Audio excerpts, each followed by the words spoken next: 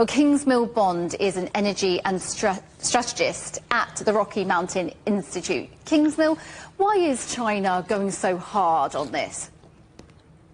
Well, there's three key reasons. First of all, it's been a government-led decision made over a decade ago to focus on the successful deployment of clean tech. Secondly, China actually lacks oil and gas, and therefore, of necessity, clean tech provides a solution to provide energy. And then, of course, third, China has this very large manufacturing base. So a lot of factors coming together behind this. Yeah, and how have they managed to achieve so much so quickly then?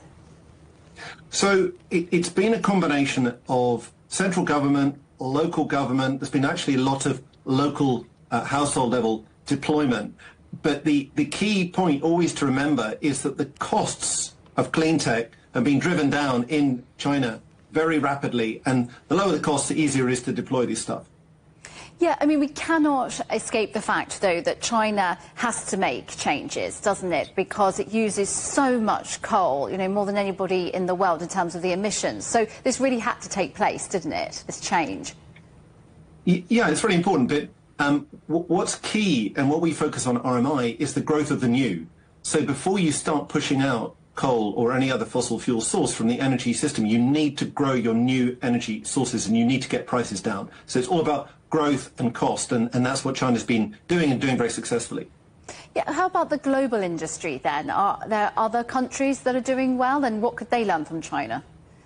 So the key thing that China's done for the global debate is, as I say, to drive down costs and kind of show the way as to how to deploy this stuff.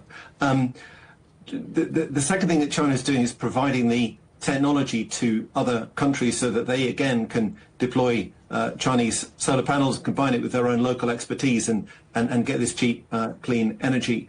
And then I think that the third impact that China's had is it's kind of sparked a reaction in other countries, because it's becoming increasingly clear that clean energy technologies are the energy technologies of the future. Other countries want a piece of the action. So you're seeing all over the world, different countries from Morocco to Uruguay, from Britain to France to China, to the United States, deploying clean energy technologies, in part as a result of the Chinese leadership. Yeah, and I mean, Kingsmill, could we really see a world where we rely totally on renewable green energy?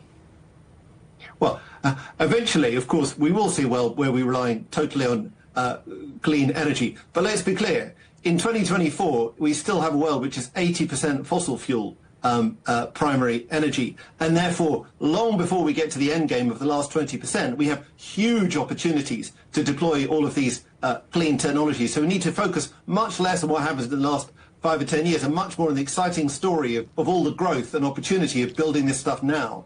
Yeah, extremely good points there. Kingsmill Bond energy strategist, thank you so much for joining us.